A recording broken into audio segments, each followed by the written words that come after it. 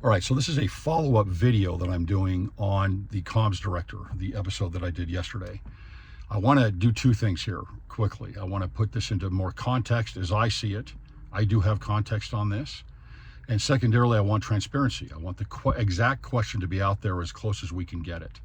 I'm going to read the question here that comes from a transcript from Matthew Watkins, who transcribed the video before the video was taken down. So that's where I'm sourcing this, okay? And I'm going to read this. It says, when you first came on board the church, there was a lot of online flack, should we say, and people even, I've gotten a few questions here. There were 4 questions from the audience on specifically the Family Proclamation, right? I've gotten a few questions here asking directly whether or not you support the Family Proclamation. And how was that for you when you first came on board? Has it improved, and how do you deal with that?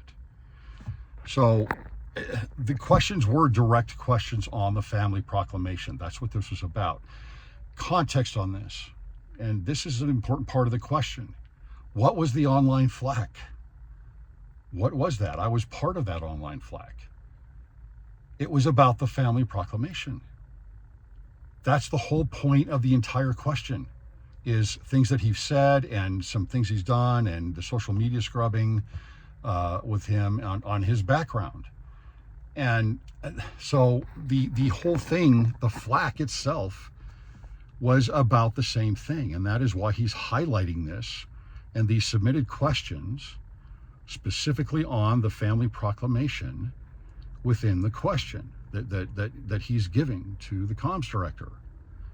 So I know that a lot of people might be looking at this in a vacuum. You can't just look at this in a vacuum. I did 2 episodes on the channel when the comms director was hired. So I've followed through this. I've looked into his background. I've done all of these things.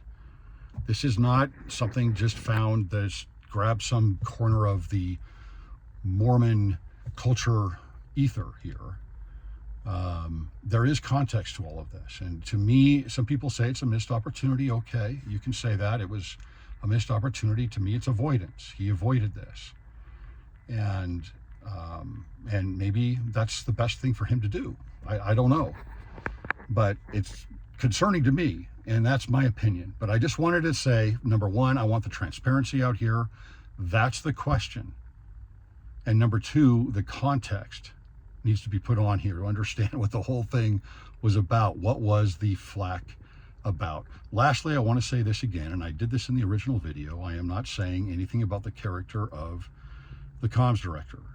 I'm not saying anything about his faith. I'm not saying anything about his testimony. Some people bring this up in the comments. I do not own the comments, right? I have never said anything about his character. And I think I said, as I recall, I said, look, he's probably a great father. He's probably a great husband. He probably is very good at his job. I believe that he is. But this is a problem to me, that this is not done in a way that is supportive of these things. It's concerning. And I know that for several people, it is concerning to see this. It's not a vacuum, and he's not the only one. Right? It's not in a vacuum, and he's not the only one. Thanks for listening.